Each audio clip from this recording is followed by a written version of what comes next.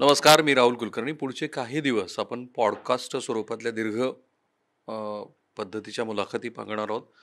त्याचं कारण महाराष्ट्राच्या आत्ताच्या राजकीय पटावरती एक महत्त्वाची घडामोड घडते.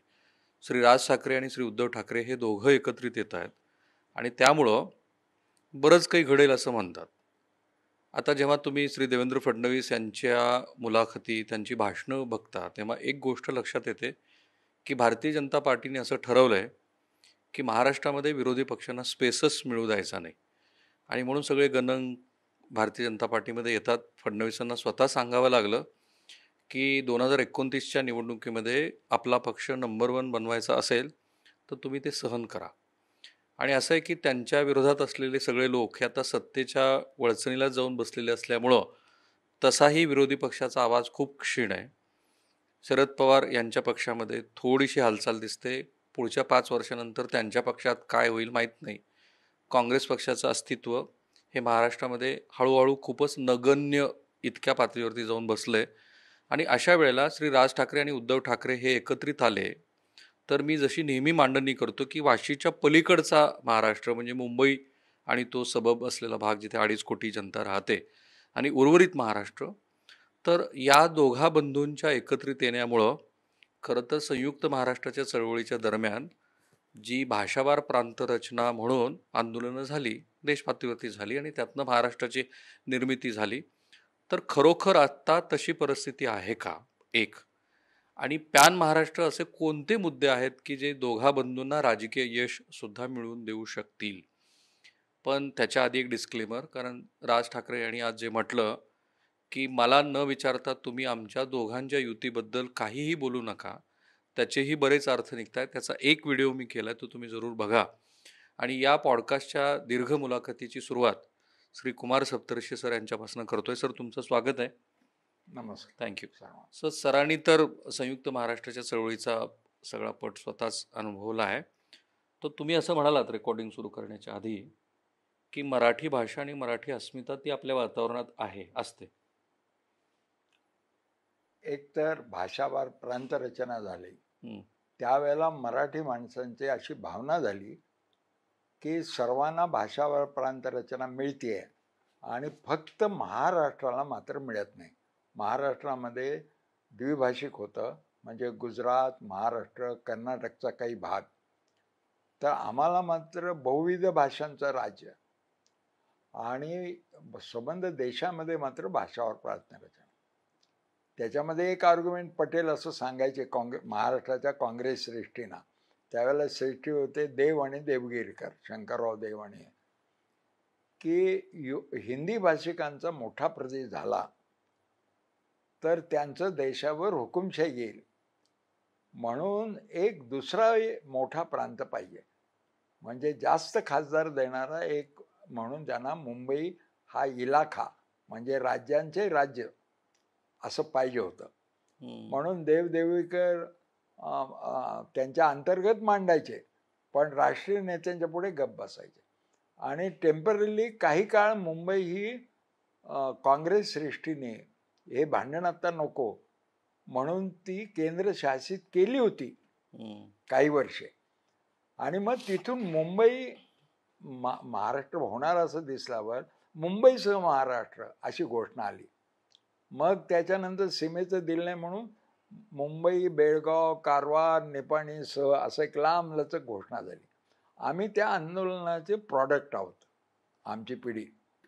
म्हणजे मी आलो, शरद पवार आले, त्याच्यात सुशील कुमार, आणि आम्ही असं अनुभवलं त्या काळामध्ये की भाषिक अस्मिता ही एक एवढी व्यापक अस्मिता आहे की त्याच्या पोटामध्ये जातीय अस्मिता बाष्पीभवन होतात, त्या दुय्यम ठरतात.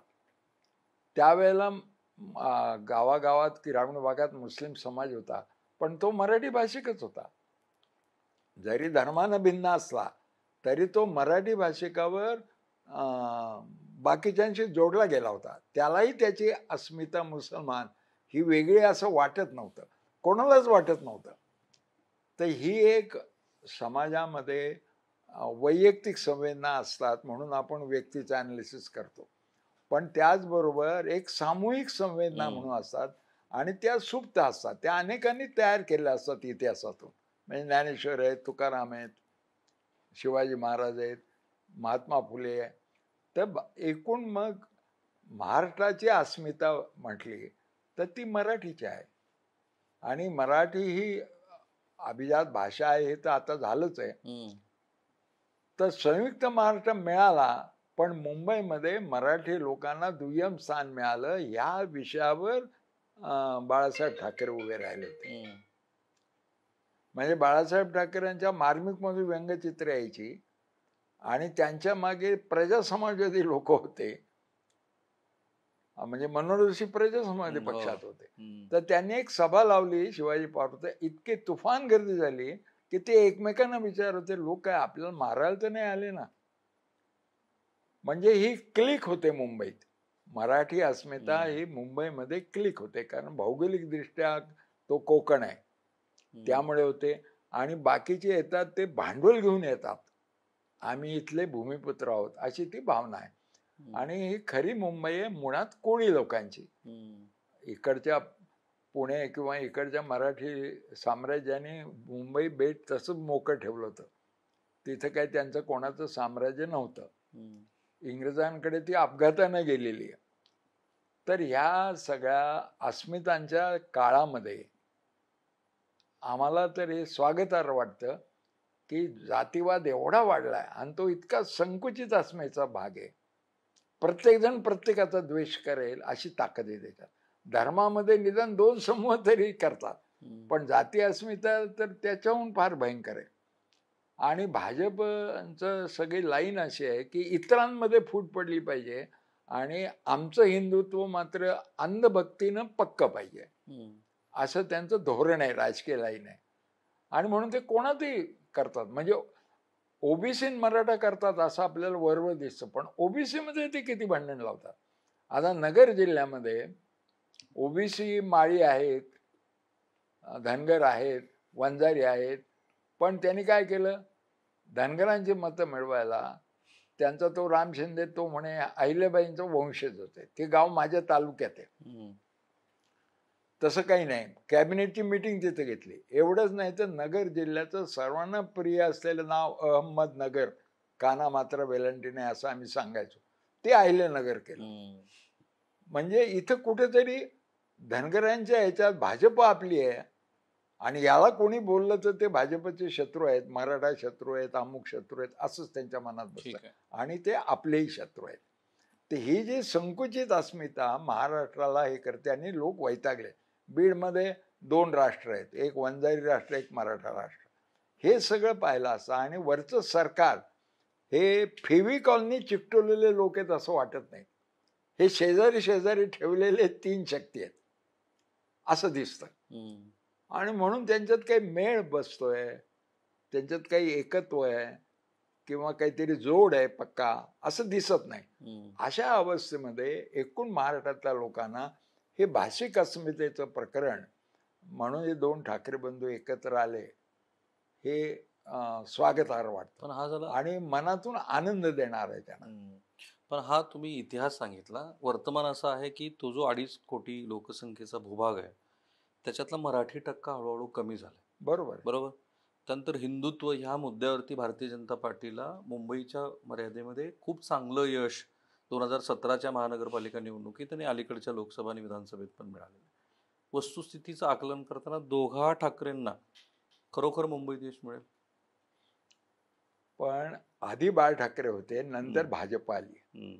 म्हणजे हिंदुत्ववाद हा फार अलीकडचा आहे, फार तकला जो आहे त्याला दुसऱ्या याने, म्हणजे एवढंच नाही तर धार्मिक याला जातीचा सुद्धा काट बसतो, तसंच भाषिक अस्मितेचा काट बसतो धार्मिक अस्मितेला. म्हणून धार्मिक अस्मिता त्याच्या पुढे जास्त स्ट्रॉंग ठरत नाही. आणि आज ती आहे. फक्त आता ह्या 2 ठाकरे बंधूंना पथ्य काय पाळावं लागेल की कोणाचाही अन्य कोणाचाही द्वेष करायचा नाही. गुजरात्यांचा म्हणा, ख्रिश्चनांचा म्हणा. आता जे मुसलमानांचं जे आलेलं द्वेषाचं त्यांच्यामध्ये, पण हळूहळू त्यांचा अनुभव वेगळा आल्यामुळे मुस्लिम मतं ठाकरेंच्या बाजूला जातात, म्हणजे उद्धव ठाकरेंच्या बाजूला, त्यांच्या वेगवेगळ्या वेळच्या वर्तनामुळे. बाळासाहेबांच्या काळामध्ये BJPला त्यांनी घेतलं जवळ, पण त्यांना असं वाटलं होतं तेव्हा BJP काही वाढणार नाही. पण नंतर BJPचा हिंदुत्ववाद शिवसेनेत शिरला आणि त्यांनी आपले स्लीपर सेल खूप ठेवले. आता जे शिवसेनेतून परत भाजपत जात आहेत लोक, ते पूर्वीचे जनसंघाचेच आहेत किंवा RSSचे आहेत. ते निवडून जाईन, त्यांना इलेक्टिव्ह मेरिटच नव्हतं. म्हणून त्यांनी शिवसेनेच्या नावाखाली आपले लोक निवडून आणले. आणि मग त्या कॉम्पिटिशनमध्ये एकूण मुसलमान मत देतच नाहीत ना, आणि मग मुसलमानांकडे बोट दाखवून हिंदूंना संघटित करून BJP पुढे जाते ना. म्हणून एक डावपेचात्मक भाग म्हणून बाळासाहेब ठाकरेंनी आपणही मुस्लिम द्वेष्टे आहोत असं म्हणायला सुरुवात केली. मी स्वतः त्यांची बोललो होतो की हे तुम्ही काय करताय. ते म्हणाले आमचं वेगळं आहे. आणि ते शब्बीर भाईचं उदाहरण द्यायचे का, आमच्याकडे मराठी बोलणारा मुस्लिम आहेच. बरं, मुसलमान राष्ट्रद्रोही असतात असं सांगणं सोपं गेलं असतं, पण जे राष्ट्रद्रोही म्हणून सापडले जात आहेत, पकडले जात आहेत ह्याच सरकारकडनं BJPच्या, ते बहुतांशी हिंदू आहेत. त्यामुळे हिंदुत्ववाद हा तसा कृत्रिम अस्मिता आहे. पण गुजरात्यांची मतं मुंबईतली ही भाजपा सोडून इतरांना मिळण्याची शक्यता फार कमी आहे. एक.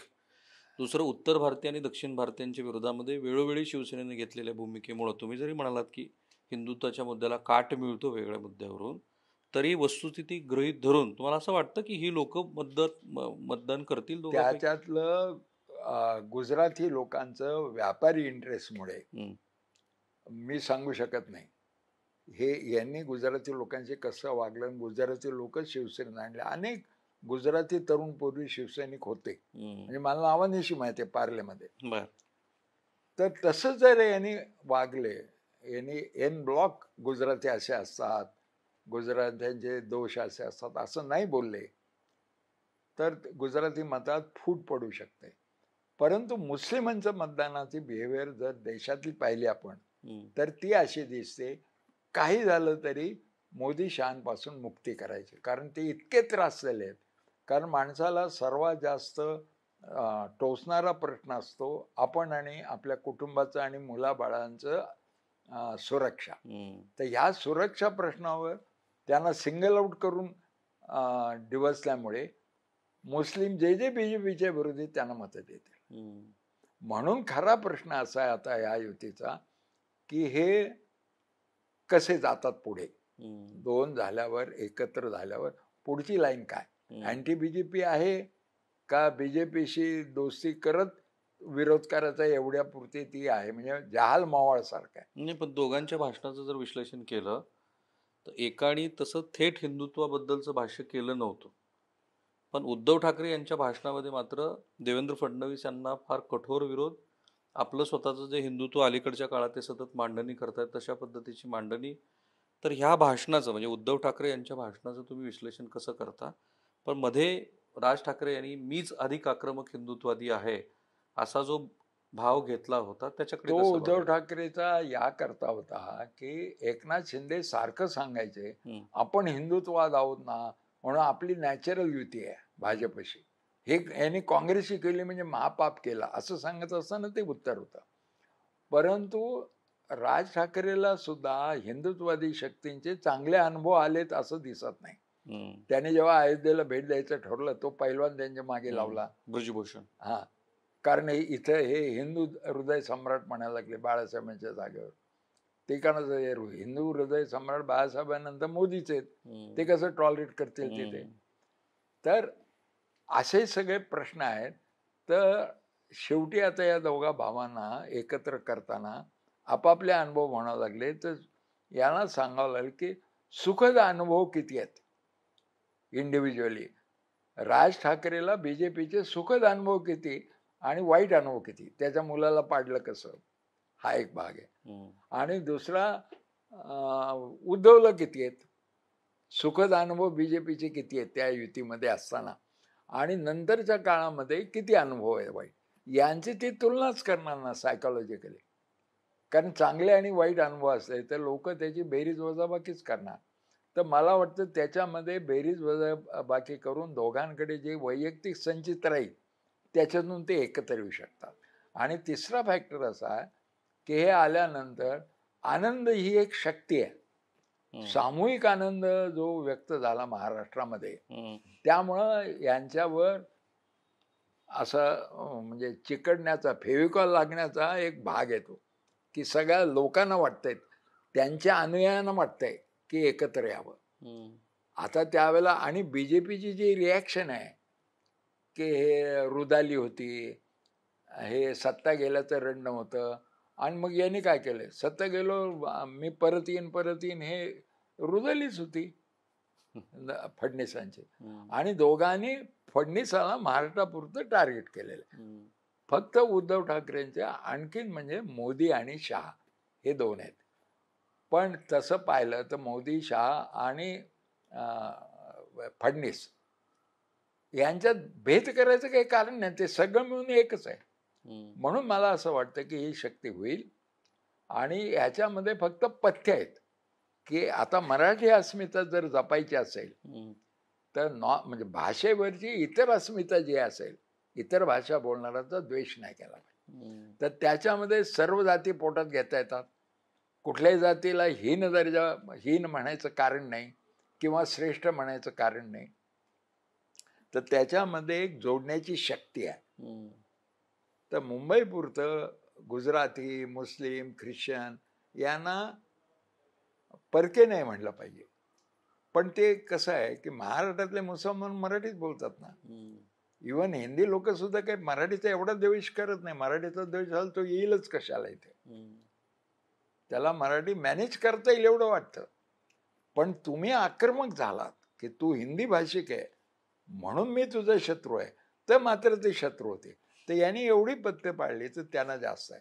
दुसरं असं आहे की अरविंद शिंदेचे जे अनुयायी आहेत ते मुळात सर्व संधी साधू आहेत. एकनाथ शिंदेचे. एकनाथ शिंदेचे, हम्म, हा, ते संधी साधू लोक नेहमी बेटर संधीकडे जातात. हम्म, तर हे दोघं भाऊ एकत्र आलं, बाळासाहेब ठाकरे नावाची पालखी एकनाथ शिंदेच्या खांद्यावर शोभून दिसेल का यांच्याकडे शोभून दिसेल. हम्म, त्यामुळे त्याच्यातला खालचा वर्ग बराच येईल, किंवा जे स्वतःला ऑपॉर्च्युनिटी मिळाली म्हणून तिकडे गेले त्यांना सोडून लोक येतील इकडे. हम्म, कारण जो आपली मूळ पार्टी सोडून जातो त्याला सोडून जायला काही लोकांना एवढं मनामध्ये काही फार किंतु शंका येण्याचं कारण नाही. हम्म, तर एकनाथ शिंदेच्या अनुयायी सुद्धा ह्या युतीच्या मागे येतील. आता ही युती म्हणजे मर्जर करतात एकमेका का फेडरल स्ट्रक्चर करताय. फेडरल स्ट्रक्चर केलं तर गंगा यमुना एकत्र आले तर खाली एक सुप्त अवस्थेमध्ये सरस्वती असते, तसे एकनाथ शिंदेच्या अनुयायी या दोघांच्या खाली सुप्त अवस्थेमध्ये राहतील. हम्म. म्हणून महाराष्ट्रामध्ये यांची बेरीज जास्त होईल असं मला वाटतं. ठीक आहे. दोघांच्या भाषणाचं जर सार काढलं तर 4-5 मुद्द्यावरती दोघांचं भाषण केंद्रित झालं होतं असं दिसतंय. सका पाटलाचं जाणीवपूर्वक उदाहरण देणं, मुंबई महाराष्ट्रापासून तोडण्याचा डाव जो जुनीच मांडणी शिवसेनेची ती पुन्हा असणं, केंद्रीय सत्तेला म्हणजे हायकमांडला आमचे सतत अनुकूल असण्याचा, प्रोजेक्ट तिकडे घेऊन जाता करेक्ट, गुजरात. गुजरातला घेऊन जाणं, केंद्रीय सत्तेला लाळघोटेपणा करणारं महाराष्ट्रातलं नेतृत्व जे काँग्रेस पक्षापासूनची आत्ताची मांडणी, आणि हे करत असताना गुजरात्यांचा आमच्या मनामध्ये द्वेष नाहीये असं पहिल्यांदा राज ठाकरे यांनी सांगणं आणि स्वतःच्या जवळच्या मित्राची त्याच्यासाठी घेऊन उदाहरणं सांगितलं. देणं. तर ह्या दोघांच्या भाषणाचं तुम्ही कसं विश्लेषण करता? त्यांची भाषणं फार प्लॅन्ड होती. हम्म, आणि 20 वर्षात ते आलेत आणि आता यायचं आहे असं त्यांच्या मनात ठिणगी जेव्हा पडली त्याच्यानंतर 2-3 महिने चालू होतं. तर त्याच्यामध्ये त्यांचं बरंच मनन झालेलं आहे, काय बोलावून काय बोलू नये. हम्म, म्हणजे दोघांचंही फार प्लॅन भाषणं होती. आणि हा केवळ 2 भाऊ एकत्र आलेत असं म्हणू नये म्हणून सन्माननीय उद्धव ठाकरे हम्म, एका पक्षात प्रमुख, त्यांनी त्याला सन्माननीय म्हणणे हम्म, वगैरे असं होतं. आणि मग बाकीचे भावनात्मक म्हणून त्यांनी दोन्ही फॅमिलीज आणल्या होत्या एकत्र. आणि मुंबईमध्ये आहेतच गुन्हेगारी क्षेत्र सुद्धा त्यांना डॉन मानतं ना हम्म. ठाकरेंना. ठाकरेंना. म्हणजे बाळासाहेब ठाकरे म्हणाल तुमचा दाऊद तर आमचा अरुण हम्म, गवळी. तर याच्यामध्ये क्राईमचं जे एक वर्ल्ड आहे मुंबईला रूल करणारं, ते सुद्धा सर केलं ना. ते आत्ता आहे एकनाथ शिंदेच्या बाजूला, तिकडे वळेल. आणि ह्या सगळ्यामध्ये भाजपमध्ये आपण असं म्हणतो की फारच त्यांचं व्यवस्थित चाललंय, ते केवळ सत्तेच्या आधाराचं आहे. पण अंतर्गत एवढं त्यांच्यामध्ये उत्कलन बिंदू आहे की किती आयाराम आणणार, बाहेरचे किती आयात करणार. मग हयात आहेत, हयात घालवली त्यांचं काय. आता ती बीजेपी हळूहळू हळू बाकीचे पक्ष मोडण्याच्या प्रक्रियेमध्ये स्वतः खूप बारीक होत चालली. अरे आपल्याला सत्ता पाहिजे, तो अमुक घेतला पाहिजे, तो भ्रष्टाचारी चालेल, तो गुन्हेगार असेल चालेल, सगळे येऊ देत पण सत्ता तर आपल्या हातात राहील ना. मग तो प्रश्न विचार, मग ह्या सत्तेचं करायचं काय, असा प्रश्न. म्हणून हा हिंदुत्ववादी नावाचा जो एक फंडा आणलेला आहे, तो गांधी हिंदुत्ववादाला उत्तर काय आहे, तर हिंदुत्ववाद केव्हा चालला नाही तो काळ. गांधींच्या पुढे हिंदुत्ववाद हिंदूने ऐकून नाही घेतला. मग एक तर गांधींनाही जायला पाहिजे, किंवा हिंदुत्वादापेक्षा त्याला काट देणारी अस्मितेचं राजकारण. अस्मितेचं राजकारण हे संकुचित असतं. Any Asmita in the final analysis हे न्यूनगंड असतं. आमच्यावर कोणीतरी अन्याय करतोय आणि एवढ्या समूहार करतोय, तर तो मुंबई पुरता मर्यादित आहे. सगळ्या महाराष्ट्रात कुठे काही त्या प्रश्नावर मला यायचंच आहे. बाकीचं कोणी हे करत नाही. पण मुंबई आमची भौगोलिक असताना, आमची आबोहवा, आमचं कोकण असं असताना, आम्ही इथे भांडी घासणारे बाबले कसे आणि यांच्या हवेल्या कशा, ते हे मुंबई पुरतं त्यांचं. तिथे हिंदुत्वात कुठे येतो. अडाणी हिंदूच आहे ना, पण अडाणीला सर्व लँड देऊन टाकल्यानंतर मुंबईचं कॅरेक्टरच बदलेल. म्हणजे आमचा पायाचा खालचे सगळे काढूनच घेणार, आमचा पायाच काढून घेणार. ही जी मराठी माणसाची भावना आहे, त्याला फोर्सिबल म्हणजे जास्त शक्तीनं अभिव्यक्ती करायला ठाकरे लोकांनी निवडणं अगदी स्वाभाविक आहे. पण त्याच्यात एक अडचण वाटते मला, कारण राज ठाकरे आणि उद्धव ठाकरेंच्या स्वभावामध्ये मूलतः बराच फरक आहे. बाळासाहेबांचं बरंचसं व्यक्तिमत्व राजमध्ये आहे, आणि राजनी उद्धवचा जो अनुभव घेतलाय त्याच्यात एक गोष्ट अशी दिसते, ती यापूर्वी खूप वेळेला बोलून झाली आहे, ते म्हणजे उद्धव ठाकरेबद्दल राज ठाकरेच्या मनामध्ये विश्वासार्हता कमी आहे. ते जे काही आधीचे अनुभव आलेले, 7 नगरसेवक काढून घेणं, 2014च्या निवडणुकीच्या वेळेला दोघांनी मिळून युती करावी असं ठरलं होतं, शेवटी फॉर्म भरायची वेळ आली तरी पण उद्धव ठाकरेंनी न म्हणणं. तर मला प्रश्न असा विचारायचा आहे की हा एकोपा होत असताना, जरी राज ठाकरे यांनी अशी सतत आता अलीकडे मांडणी केलेली आहे की आमच्या दोघांच्या मतभेदापेक्षा महाराष्ट्र मोठा आहे, तरी सुद्धा दोन व्यक्तिमत्वाचं एकत्रित येणं ही पण न विसरता येण्यासारखी गोष्ट आहे. दोन व्यक्तिमत्व एकत्रित असताना, पुन्हा तो मगा मी सांगितलेला मुद्दा आहे, त्यांच्या बालपणचे सुखद क्षण एकमेकांचे आणि दुःखद क्षण किती आहे, ते कुणी किती वेळा चिमटे घेतले. आणि त्याच्यामध्ये एकदा मी उद्धव ठाकरेंना जाहीररित्या सल्ला दिलाय की याचं गणित एकच आहे की मोठ्या भावाने छोट्या भावाचा खोड्या करण्याचा मूलभूत अधिकार मान्य करणे, त्याच्याबद्दल कुरकुर न करणे. आणि जर या ठाकरे घराण्यामध्ये सत्ता त्यांना ठेवायची असेल, हा एक असतो ना आपलं ठाकरे घराण्यात हवं, तर पुढे राजकडे गेल्यानंतर उद्धवने काय कुरकुर करायचे कारण नाही. कारण आधी शक्ती कमी होणार आहे ती उद्धवचीच होणार आहे. पण आत्ता प्रेझेंट काळामध्ये उद्धवला थोरले पण देण्यात याच्यातही काय अडचण नाही. आणि तसं त्यांचं दिसले. तिसरा एक मुद्दा आहे की त्याच्यामध्ये बाळा नांदगावकर हा बाळासाहेब ठाकरेंनीच तिथे ठेवलेला माणूस का काय, इतका तो दोन्हीकडचा निष्ठावान. आणि तो जर तसा असला तर राज ठाकरेंनी का ठेवला. नांदगावकर हा एकच माणूस असा आहे की ज्याला मातोश्री आणि शिवतीर्थ दोन्हीवरती समान प्रवेश आहे आणि समान प्रतिष्ठा आहे. आणि म्हणून त्याचं त्या दिवशी महत्व होतं. सगळा कार्यक्रम त्याच्या हातात होता. आणि असं यांनी दरवाजे एकमेकांचे बंद केलेले होते असं आपल्याला वाटतं, पण तसं काही फार झाले असतील असं नाही. ठीक आहे, पक्ष संघटन लागतं. आता शिवसेनेचं म्हणजे उद्धव ठाकरे यांच्या पक्ष संघटनेकडे बघितलं तर त्यांचे आहे ते नगरसेवक जवळपास मुंबईतले 50% नगरसेवक एकनाथ शिंदेकडे गेले. नाशिकमध्ये 50 होते, 5च राहिलेले आहेत. उर्वरित महाराष्ट्रात पण ह्याच्यापेक्षा वेगळी परिस्थिती नाही आहे. बाळासाहेबांचं उदाहरण तुम्ही दिलं की पक्ष संघटन त्यांनी कसं उभा केलं. राज ठाकरेमध्ये अडचणीचा भाग असा आहे की त्यांना पक्ष संघटन उभा करता येत नाही किंवा आहेत ते लोक जवळचे टिकवता येत नाही असं दिसतंय. ते कसं आहे, आपली लोकशाहीच मुळामध्ये दोन चाकाची आहे. हम्म. एक संसदीय आणि एक बिगर संसदीय. तर महात्मा गांधींच्या काळात सुद्धा हा प्रश्न आला होता की कौन्सिलमध्ये जावे का नाही. गांधीजी अत्यंत विरुद्ध होते. हे म्हणले स्वातंत्र्य चळवळीकडे पूर्ण दुर्लक्ष करून हम्म. तिकीट मागायला येतात, तर त्यांचा इंटरेस्ट नव्हता. ते इतकं की जवाहरलालजींचे वडील मोतीलाल नेहरू यांनी कौन्सिलमध्ये जाण्याकरता हे केलं, स्वतंत्र पक्ष काढला, स्वराज्य पक्ष. विठ्ठलभाई पटेल, सरदार वल्लभभाई पटेलचे भाऊ, ते आणि चित्तरंजन दास हे त्याचे नेते, आणि कौन्सिल लढवल्या. पण गांधी तर पाहिजे जवळ, ज्याचे जनतेवर पकड आहे.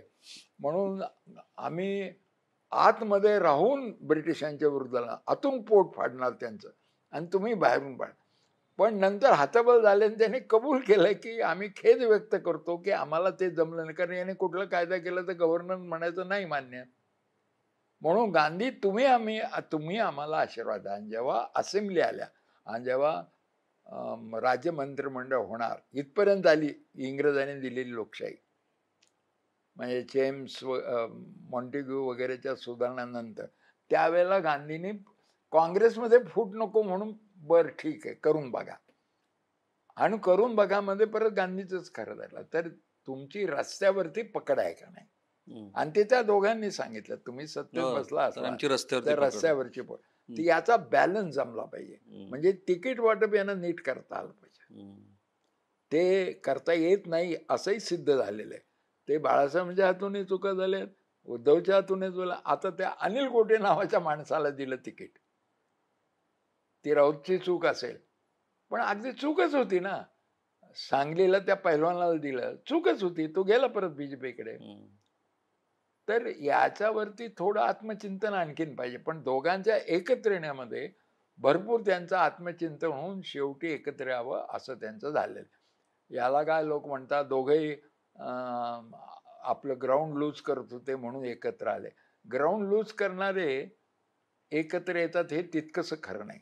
कारण अला माहित असं की ब ग्राउंड लूज करतोय, तर मग त्याला मी बरोबर घेऊन थोडंच आहे. दोन मुडदे एकत्र केल्यावर एक जिवंत माणूस थोडाच होतो असं वाटतंच ना. तोच म्हणतो नको त्याची काय शक्ती.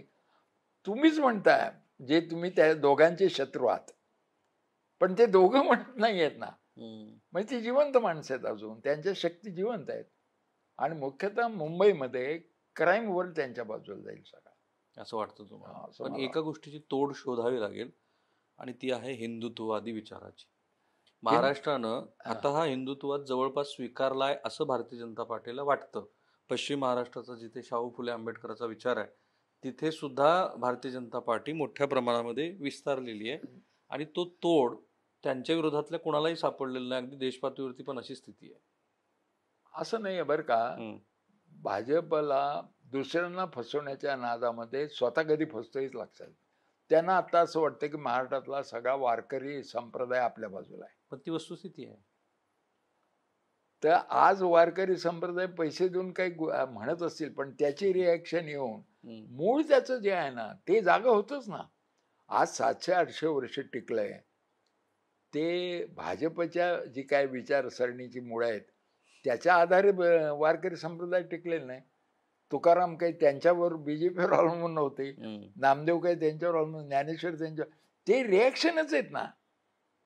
तर आता ते त्याच्यामध्ये भिडे घुसत आहेत. पण ती धर्म ही अफूची गोळी आहे. हा, पण तितक्याच उलट तीच धर्माच्या बाजूनं वारकरी संप्रदाय अँटी ब्राह्मणिझम त्याच्यामध्ये आहेच.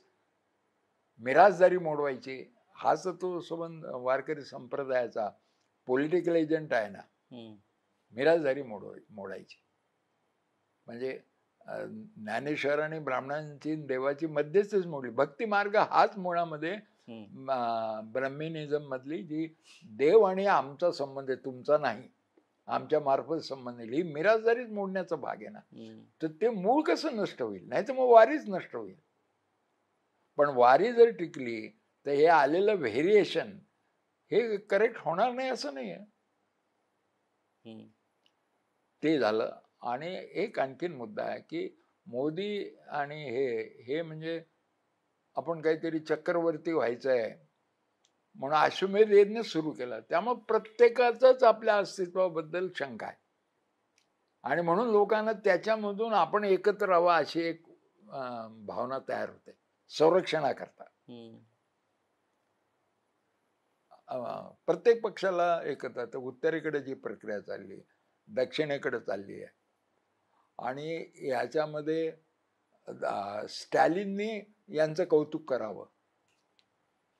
कोणाचं हिंदी आक्रमणाविरुद्ध तुम्ही लढला, तर असे जोडण्याचे भाग जास्त आहेत ना. तर तुम्हाला वाटतं की महाराष्ट्रात सुद्धा हिंदू ह्या विचाराला तोड आता मला राजकीय सांगा, स्टॅलिन जर आला तर तामिळ मत खरोखरच मराठी लोकांच्या विरुद्ध जातील असं नाहीये. जर आदित्यनाथमुळे हिंदी लोक हिंदुत्ववादी होत असतील तर स्टॅलिनमुळे अँटी हिंदुत्ववादी पण होतील ना. ममता बॅनर्जी आली तर बंगाली लोक काय करतील? कर्नाटकमध्ये काँग्रेसचं सरकार आहे. हा, आंध्र मधला मुख्यमंत्री आला तर फक्त त्यांची कुठलं आहे की हिंदी. हा विचार यांनी चांगला मांडला. राज ठाकरे आणि उद्धव ठाकरे बघतायतच ही मुलाखत. तर असं राजकारण ही डायनॅमिक प्रोसेस आहे आणि इलेक्ट्रोल डायनॅमिक्स हे निर्माण होतं नॉन पार्लिमेंटरी याच्यातून, कल्चरमधून, तुमच्या इतिहासातून, अनेक लोकांच्या. तर महाराष्ट्रामध्ये जास्त कॉन्ट्रीब्युशन रायटिस्ट विचारवंतांचे आहे का रानडे, गोखले यांच्यापासून, जे स्पिरिच्युअल म्हणत होते की राजकारणाचं स्पिरिच्युअल झालं, सिव्हिलायझेशन झालं पाहिजे. म्हणजे गांधींनी विचार गोखलांकडनं घेतला की आध्यात्मिकरण झालं पाहिजे. म्हणजे धर्माला अध्यात्म एक काट आहे. धर्म ही आपूची गोळी आहे. धर्मांधतेला अध्यात्माकडे न्यायचा प्रयत्न इथे लोकांनी केलाय. धर्माचं नावाने ज्यांनी केलं राजकारण त्यांनी सुद्धा. हा तुम्हाला आशावाद कायम आहे, पण तरीही नाही, वारकरी संप्रदाय तरी काय आध्यात्मिकरणच आहे. पण आणखीन एक मोठी फोर्स असते आणि ती भारतीय जनता पार्टीच्या, ज्यांची जे म्हणतात की हा पक्ष आमच्या मातृसंस्थेचा एक भाग आहे, तो आहे राष्ट्रीय स्वयंसेवक संघ. त्याचं मुख्यालयच महाराष्ट्रात असल्यामुळं आणि त्यांनी महाराष्ट्र विधानसभा निवडणूक 2024मध्ये फारच उत्तम काम केलं असं भारतीय जनता पार्टीच्या नेत्याचं मत असल्यामुळं आणि उद्धव ठाकरे आणि राष्ट्रीय स्वयंसेवक संघ यांच्यात मधल्या काळामध्ये जो तणाव निर्माण झाला की आमचं शेंडी जानव्याचं नाही आहे, काळ्या टोपीचं नाही आहे, हिंदुत्व, अशी जी मांडणी केली, तर ह्याच्यामध्ये तो एक फोर्स छोटासा का असे ना पण रोल प्ले करेल असं नाही आहे. RSSचं हेडक्वार्टर होऊन 100 वर्ष झाली. त्याच्यातली त्यांची सत्ता इथे किती वर्ष आहे? तोपर्यंत काय कॉन्स्पिरेटरी आहे सगळं. त्यांचा इतिहास, गांधीच्या हत्येचा कट पुण्यातच झाला, तर तो टिळकांपासून चाललेला उद्योग आहे. नंतर स्वातंत्र्य साधा इतिहास सांगायचा झाला की चाफेकरांचं नाव नाही घेतलं. चाफेकर, टिळक, वासुदेव फडके एवढंच स्वातंत्र्य. सावरकर, हे जे हे लोकांच्या लक्षात येते ना, त्याची रिॲक्शन मोठी आहे ना. ती जास्त लोक बोलत नाहीत तिथपर्यंत चाललं. आणि मोदीची वेव आली, ती काँग्रेसची रिॲक्शन होती. लोकांना बदल लागतोच ना पहिल्या टप्प्यात. पहिल्या टप्प्यात. आणि दुसऱ्या टप्प्यामध्ये जर पाहिलं तर तुमचं मंदिर पाहिजे ना, झालं मंदिर. भारत असा आहे, तुला पाहिजे ना मंदिर बाळा, खेळ मंदिराचे.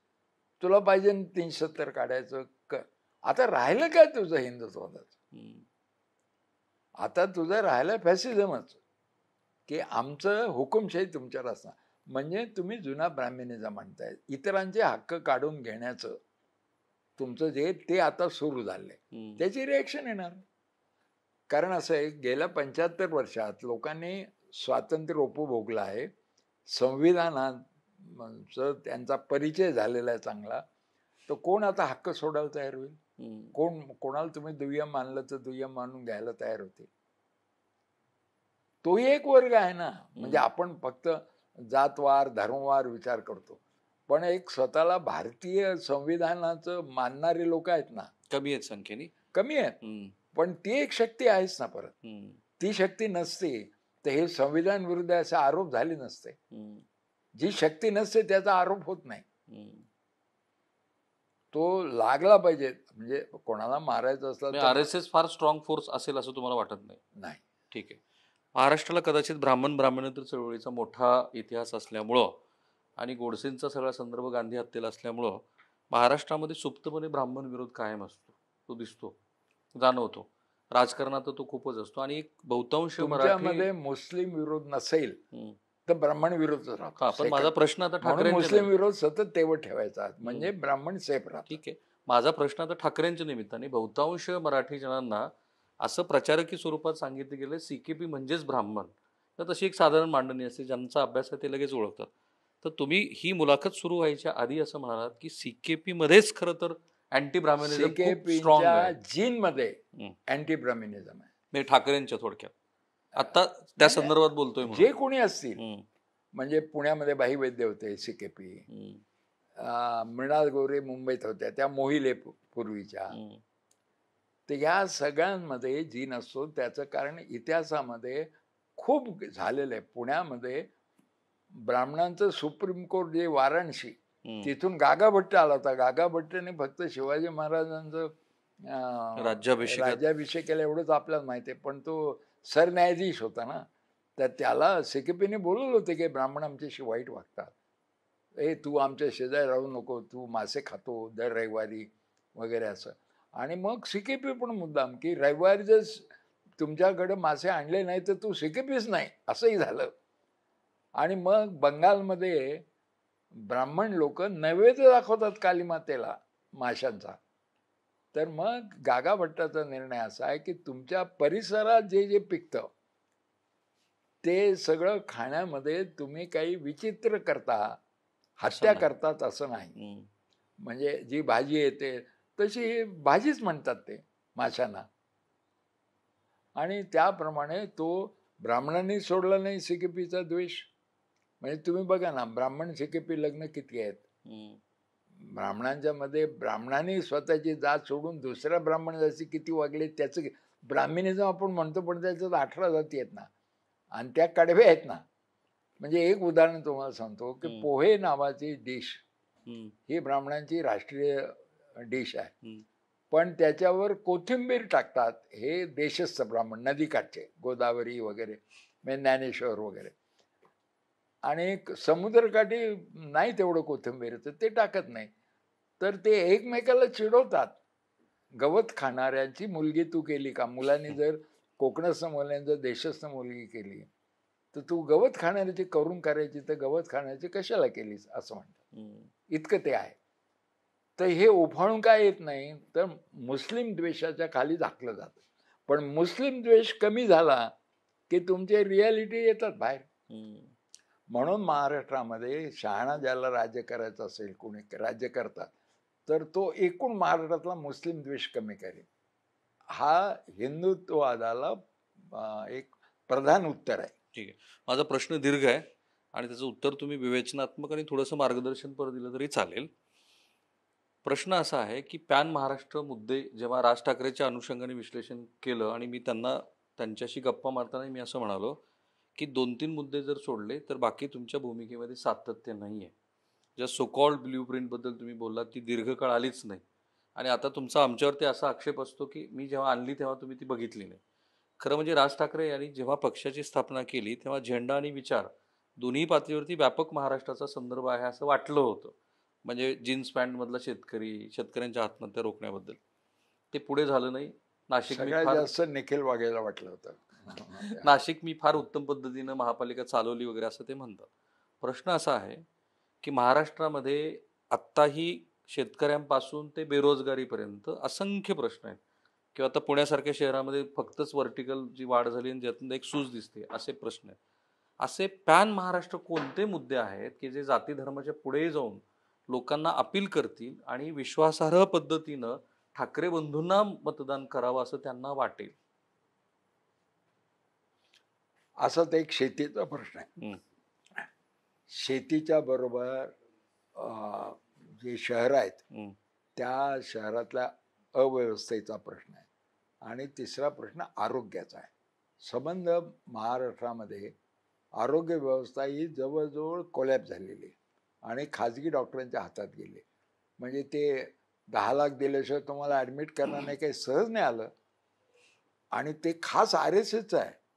मंगेशकर हॉस्पिटल. तिथे सगळे डॉक्टर वगैरे RSSचं आहे की नाही बघून घेतात. लता मंगेशकर तिथं हे सगळं ज्या गोष्टी त्या पाहिल्या, तर त्यांना हे समजणार नाही. भाजपला ब्लाइंड स्पॉट येतो शेतकऱ्यांचा, त्यांना ब्लाइंड स्पॉट येतो आरोग्य व्यवस्थेचा. हे महत्वाचे प्रश्न आहे. आरोग्य तुम्ही सुधारलं संबंध याचं. आता काय करतायत, रस्ते करतायत आणि रस्त्याने थोडं लोकांना सुखरता होते इकडून तिकडे जाणे, पण ते भांडवलशाही खेड्यात नेण्याचे, त्यांच्या वस्तू विकण्याचे साठी केलेले रस्ते आहेत. ते काही केवळ जनतेच्या हिताचे, त्यांना त्रास होतो तसं असतं तर मग साध्या नद्या नाल्याने मुलं शाळेत जात नाही, तिथले पूल झाले असते ना. त्या बाबतीमध्ये मग अंतुलेचं वैशिष्ट्य आहे. अंतुलेने कोकणामध्ये साकव केले, पण मुलांना शाळेत जायला सोपं केलं. म्हणून शिक्षण, आरोग्य हे प्रश्न महत्वाचे. आणि एकूणच शेतीच्या प्रश्नाबद्दल नवी दृष्टी घ्यावीच लागेल. आणि यांनी मतं मिळतात. मतं मिळतात म्हणजे नीट नाही केलं तर नाही मिळत. थापाथुपा दिला. आता ही लाडकी बहिणीची योजना ना, हे जसं थातूर मातूर त्यावेळेला केलं, त्यावेळेला लोक फसले, पण आता त्याची रिएक्शन येईल.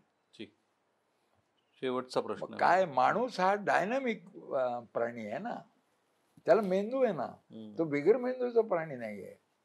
शेवटचा प्रश्न आहे. राजकारण हा शक्यतांचा खेळ आहे आणि त्याच्यामध्ये काही डाव असे टाकले जातात की काही वर्षानंतर त्याचं आकलन होतं असं म्हणतात. एक शक्यता अशी पण आहे की श्री एकनाथ शिंदे यांना नलिफाय करण्यासाठी भारतीय जनता पार्टीनंच हा सगळा पट मांडलाय असं म्हणतात. पण ह्या सगळ्या खेळात 2 ठाकरे बंधू एकत्रित आले तर ज्याचा तुम्ही 2-3 उत्तरात उल्लेख केलाच आहे. एकनाथ शिंदेचं अस्तित्व काय असेल? एकनाथ शिंदेना तसं स्वतंत्र अस्तित्व काय, स्वतंत्र अस्तित्व त्याला कधीच नव्हतं. ते ठाण्याचे जे हे होते, ते त्यांचे गुरु आनंद दिघे, ते आनंद दिघे किती म्हणत होते एकनाथ शिंदे माझा पट्ट शिष्य आहे. हा एक मोठा प्रश्नच आहे. एकनाथ शिंदेच म्हणतात ते माझे होते, कारण ते जरा थोडं बाळासाहेबांपेक्षा अलग संस्थान करायचे, यांना तसंच फॉलो करायचं होतं म्हणून त्यांचे सिनेमे वगैरे त्यांनी काढले. पण त्यांना फार स्वतंत्र असं काय स्थान आहे, त्यांची कॉन्ट्रीब्युशन काय.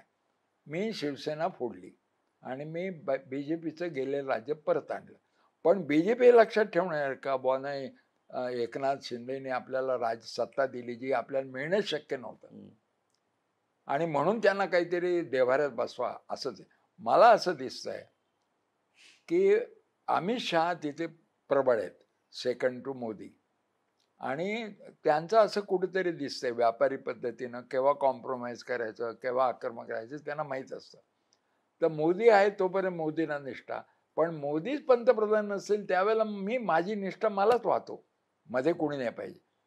तर जे RSS आणि बाकीच्याने सुरू केलं की नेक्स्ट प्राईम मिनिस्टरमध्ये आदित्यनाथ आणि देवेंद्र फडणवीस हे 2 नावं, ते 2 नावाला जागच्या जागी जिरवून टाकायचं अमित शहा करतील ना, आणि त्याकरता त्यांनी एकनाथ शिंदे निवडलेले आहेत. एकनाथ शिंदेला बरंच आहे ना असं कोणीतरी गॉडफादर असलं तर, त्याच्या दृष्टीने ती मोठी गोष्ट आहे. अमित शहा मला गॉडफादर मिळाले आणि ते माझ्या मार्फत महाराष्ट्राचं राजकारण करतात. ते एका बाजूला फडणवीसला वाढू देणार नाहीत, पण अन्य काय, मराठा एवढंच आहे ना. पण मला सांगा तुम्ही की एक हिंदुत्ववादी नेता एकनाथ शिंदे आणि एक राजर्षी शाहूवादी नेता आपला अजितदादा पवार, हे मराठी माणसावर केवढं होत आहे. आणि त्याला आतापर्यंत सवयीनं गेलाय राजर्षी शाहू महाराज, तो असं बकरी झोपेतून उठली बॅ बॅ करते तसं तो शिवाजी महाराज, शहाजी महाराज, राजे फुले वगैरे असं बोलतो तो. अजित पवाराबद्दल बोलतो. हा, तर मग तो कोणाकडे जाईल? शिंदेचं स्थान अमित शहाकडे आहे, हा बाय चॉईस असेल त्यांचा, पण आपल्याला एक पॅरल सेंटर आहे मोदीच्या तिथे असं म्हणून त्यांचे अनुयायी आहेत ना बरेचसे. म्हणजे इथपर्यंत नक्कीच आहे ना की ईडी लागणार नाही आपल्या मागे. ईडी लागली तर एकनाथ शिंदे अमित शहाला सांगू शकतात. याच्याकरता जे गोळा झालेले लोक आहेत ते जर उद्या म्हणजे मोदी गेल्यावरती अमित शहा तिथे नसतील गृहमंत्री अशी जर अवस्था आली तर त्यांचं काय स्थान? ते कशाला राहतील एकनाथ शिंदेच्या बाजूला? बच्चू कडू लवकर बाहेर पडला, बाकीचे नंतर बाहेर पडतील. एक. आणि दुसरा फॅक्टर की एकूण मराठी माणसाला जर हा प्रश्न पेटला, हिंदीचं सक्ती लादणं याच्या इतका राजकीय मूर्खपणा नव्हता, तो भाजपने केला. त्यामुळे जे मराठीचं प्रेम नसलेलं आता उफाळून आलेलं आहे, याच्यामध्ये एकनाथ शिंदेला किती अस्तित्व आहे हाही प्रश्न. Thank you sir. अमित शहा त्यांना किती वाचवणार? मी खूप खूप आभारी आहे तुमचा की तुम्ही फार वस्तुनिष्ठ पद्धतीचं विश्लेषण केलं. Thank you so much. आणि ह्या अशाच पद्धतीच्या दीर्घ मुलाखतींचा भाग पुढेही आम्ही करणार आहोत. महाराष्ट्रातले राजकीय विश्लेषक, सामाजिक प्रश्नांचा ज्यांचा आकलन खूप चांगलं आहे असेही काही लोक तुम्हाला दिसतील. सांगा. राज ठाकरे आणि उद्धव ठाकरे यांनी काय करावं ते स्वतंत्र आहेत, पण आमच्यासारख्याचं ज्यांना त्यांच्याविषयी जिव्हाळा वाटतो त्यांचं सांगणं आहे की त्यांनी हिंदुत्ववादाचे फारकत घेऊन महाराष्ट्र धर्म स्वीकारा. महाराष्ट्र धर्म हा हिंदुत्ववादापेक्षा कितीतरी रीच आहे. त्याला महानुभावांची परंपरा आहे, त्याला नाथ परंपरा आहे, ज्ञानेश्वर, तुकाराम असे संत परंपरा आहे आणि प्रबोधन परंपरा आहे. रानडे, आगरकर, महात्मा फुले आणि आंबेडकर आहे. संविधानाची परंपरा. एवढं संचित दुसऱ्या राज्याजवळ नाहीये. आणि ह्या संचितानं महाराष्ट्र धर्म तयार होतो. तो त्यांनी महाराष्ट्र धर्म ही आयडिओलॉजी घ्यावी. ही स्वतंत्र आयडिओलॉजी आहे महाराष्ट्र धर्म. आणि महाराष्ट्राच्या सीमेवर कुठलंही परराष्ट्र नसल्यामुळे महाराष्ट्र कधीच अँटी नॅशनल होऊ शकत नाही. त्यामुळे हीच देशाला उपयुक्त अशी आयडिओलॉजी आहे. महाराष्ट्र धर्म हा देशाला, इतर राज्याचं काय असतं, त्याचं जर प्रादेशिक अस्मिता वाढली तर त्याच्यात फुटीरता येण्याचा धोका असतो. महाराष्ट्राच्या विचारसरणीमध्ये फुटीरता येण्याचा धोकाच नाही. नेहमीच सह्याद्री धावून जाणार हिमालयाच्या रक्षणाकरता, नेहमीच. फारच चांगला शेवट त्यांनी केला. बहुधा हेच ओळखून, माहित नाही मला, हे योगायोगाचा भाग असावा, श्री सदानंद मोरे यांना जो पहिला पॉडकास्ट मुख्यमंत्र्यांनी दिला, मी ती मुलाखत बघणार आहे, कारण त्याच्यामध्ये महाराष्ट्र धर्माची नवीन मांडणी त्यांनी केली असं एकूण वर्तमानपत्रात आलेल्या बातम्यावरून तरी वाटते. तर ते मी समजून घेईन. परंतु महाराष्ट्राचं राजकारण हे प्रवाही आहे. अगदी 230 वगैरे एवढं बहुमत घेऊन सुद्धा हे सरकार काही स्थिर आहे असं पहिल्या दिवसापासून वाटत नाहीये. सतत चर्चेत आहे आणि सत्ताधारी गटातल्या वेगवेगळ्या मुद्द्यामुळे चर्चेत आहे. आता जेव्हा देवेंद्र फडणवीस असं म्हणतात की महाराष्ट्रामध्ये सत्ताधारी पक्षामध्येच सगळ्यांना सामावून घ्यायचंय, याचा अर्थ असा असतो की विरोधी पक्षांना कुठे स्पेसच ठेवायचा नाही. पण तो राज आणि उद्धव ठाकरे यांच्या एकत्रित येण्यामुळं जर तो निर्माण होत असेल तर त्याचं सखोल विश्लेषण करणं फार गरजेचं आहे. कारण त्याचा महाराष्ट्राच्या वेगवेगळ्या भू राजकीय प्रादेशिक प्रदेशावरती काय काय परिणाम होतो ते जाणून घेणं यासाठी गरजेचं आहे की शरद पवार आणि त्यांच्या पक्षानंतरची महाराष्ट्राची लिगसी हे कुणी ना कुणीतरी घेणं आवश्यक आहे. महाराष्ट्राचं राजकारण प्रवाही राहावं असं वाटत असेल तर. कारण एकच एक रोज तर तुम्ही काही हे नाही खाऊ शकत गोड पदार्थ. कॅमेरामन निकेतन माने, मी राहुल कुलकर्णी, NDTV मराठी, पुणे.